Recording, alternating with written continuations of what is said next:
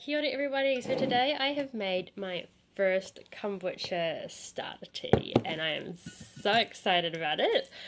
So I'm going to talk you through what I've done today.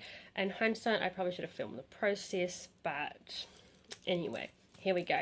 So if you haven't heard of kombucha, it's a fermented tea, and it goes through a double fermentation process which then carbonates it, so you end up with this really tasty, healthy, fizzy drink. So the health benefits are it aids with like digestion and helps with good gut bacteria. It's said to lower blood sugar and help with liver function, and yeah, the list goes on. So it's amazing drink, and it's been around for like, I don't know, over 2,000 years. So super cool that we can just brew this up in our house, and it's super easy. So what I did was I went out and bought a kombucha starter kit, and that just comes with absolutely everything you need to get going. So I just picked this up from my local health food store. I'm sure wherever you are in the country you can find one of these. If your friends brew this, then you can get a SCOBY from them. I've seen in different countries you can even buy them online. Yeah, so a SCOBY, you're probably wondering. So this is that is this floating thing inside there, and that's alive. That is the culture. That is like the little bug, in other words, that does all the good stuff, the fermentation, and adds all the beneficial properties into the tea. Yeah, so you can buy a starter kit, get one from your friend, or there's different methods that you can make it from absolute scratch with like these different types of yeast that you can get from like brewing stores. You can even catch wild yeast, which I don't know, that just wild yeast cracked me up. I could just imagine like these yeasts like galloping through like the meadow or something, but yeah, it's not so weird when you think about it, like the actual science, but just the first time I heard wild yeast just made me laugh. Anyway, you can also start with a fruit that is not from the citrus family. You chop it up, add a whole bunch of sugar and water, and let that sit and ferment, and then it can create the SCOBY to start your tea. But anyway, I have bought the starter kit, and that's what I'm going to talk about today. So that came with absolutely everything I needed to make a 2-litre batch of starter tea. So starter tea is like the first fermentation stage, and that's like when the SCOBY adds all the fermentation into the tea. So my kit, it came with 4 tea bags, 2 green tea and 2 fruit tea. So it came with a golden organic sugar, and it came with the SCOBY in this little bag along with some starter tea also. Yes. So what I did was I got just a plastic pitcher and poured half a litre, because this is my glass jar, it can really hold a litre, so I just went with a litre rather than the 2 litres. So I started with 500 mils of boiling filtered water. In that I dissolved my sugar, and then I steeped the tea bags, and I let that cool down a little bit, let the tea steep, and then I went in and I added like up to 800 mils of cold filtered water. Filtered water is very important, because if you get chlorinated water, then that's going to kill all the bugs and stuff that you're trying to grow in here, and you don't want that. Yeah, so then I just added a bit more cold filtered water to bring this down to room temperature, because this needs to be at room temperature before you can add your SCOBY in, because that, plunging it into hot water could kill it, because it is alive. Super cool.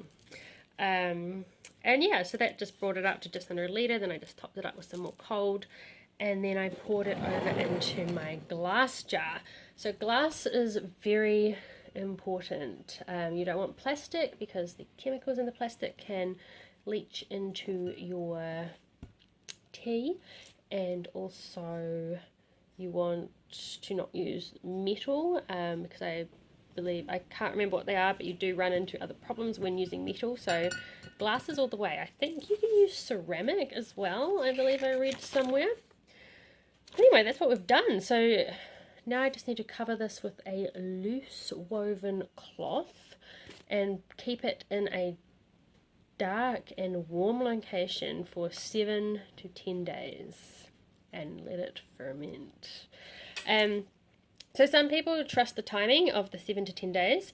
Other people get a pH stick and test the pH. I can't remember what it is. It might be like 3 or something. I'm on the absolute wrong end of the pH scale, but you want a really low pH. So some people trust the pH and other people just go by taste. So you can do the whole dip a straw in, plug the top and, you know, the air suction and just give it a little taste. And when it goes from sweet to starting to get a little bit sour, that's that sweet point where you can then begin your second fermentation. So what you want to do is remove your SCOBY after the 10 days along with and then save like 1 cup of this water, so then you can make a new starter tea and make, you know, and begin the process of brewing another load of kombucha. So that's the awesome thing about it. It just like keeps going. So after the 10 days, what's going to happen is my little SCOBY, well, this is like the mother, that will have grown as film along the top of the jar, and that's going to be the baby SCOBY. And then, you know, we're going to keep that and rebrew it, and then that's going to grow another baby, and then it's going to grow another baby and another baby, and then, you know, you can share these babies with your friends, or you can keep them and you can make multiple kombuchas, and it's just so cool, so cool. Yeah, so after the 10 days, we're going to take this SCOBY out along with saving 1 cup of this fermented tea, and then we're going to make up a new batch of this stuff.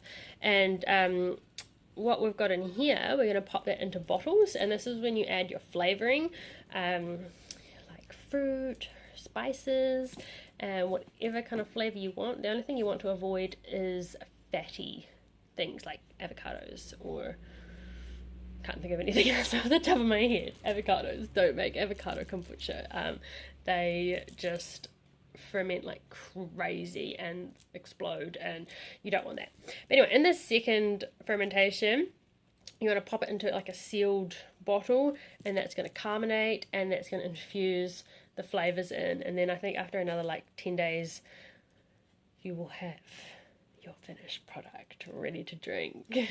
So yeah, I'm so super excited about it.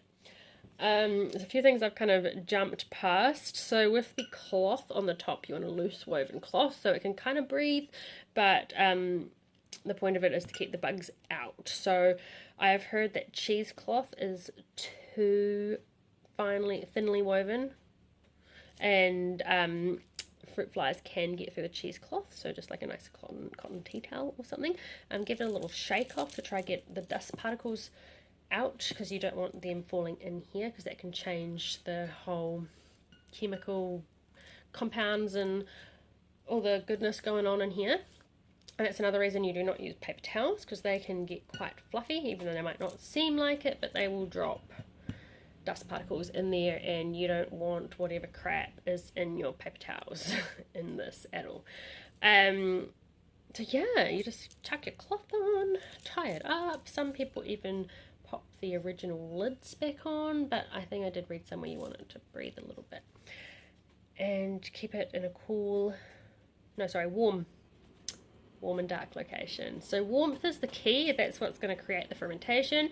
So you don't really want to store these in the fridge, because it's just going to completely slow down life. And I think that's pretty much everything. I've probably missed a load of information, but yeah, this is my first video, this is my first time, and this is my starter tea all ready to go. Yeah, I will make another video in 10 days with bottling up and making and adding the flavors. So I will see you guys soon. Oh yes, if you have made kombucha before, please comment below how you make it, and I would love to hear what flavors you use, because I'm going to have to choose some flavors for this guy soon. I don't have a lot, so probably potentially only make 1 or 2 different flavors, but yes, love to know what your favorite flavors are. Oh, another really interesting thing that when I was doing my research about how to make this, it was saying only use white sugar. I guess the organic golden sugar is totally fine. It's like don't use coconut sugar or artificial sweeteners or anything, because the SCOBY is actually feeding off that sugar. So you're not going to end up with a super sugary, nasty, bad for you drink, because the bug is going to eat most of that sugar. And that's when you know, people go by taste, because it's starting to turn to sour from sweet because the bug's eaten all the sugar and whatnot. And then I think when you do the second fermentation and the carbonation happens, that's when it uses up the last of the sugar. So it's healthy despite how much sugar you pop into these things. And the other interesting thing was everything I was reading and watching was saying only use black tea, and this company has given me green tea and a fruit tea, which is really fascinating, because another thing that they also said is don't mess with flavors in your starter tea either. You add the flavor at the end, so that's but yeah, I'm going to 100% trust this company. They know what they're doing. They're not going to give you instructions and products that aren't going to work. But yeah, I just thought it was something I'd just add in there and let you know that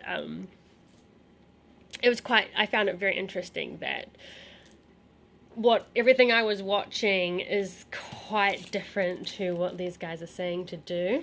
I think a big part of it is organic green tea and organic fruit tea. And I guess it makes sense, the fruit, because one of the ways you make kombucha from absolute scratch is with fruit. So yeah, I have no doubt they know what they're doing, but I just thought I'd let you know that maybe you would like to use just black tea and white sugar and not go with the flavoured fruit tea for your first time, unless it's in a kit with instructions. Cool, anyway, thanks for watching, and I will see you in 10 days. Bye!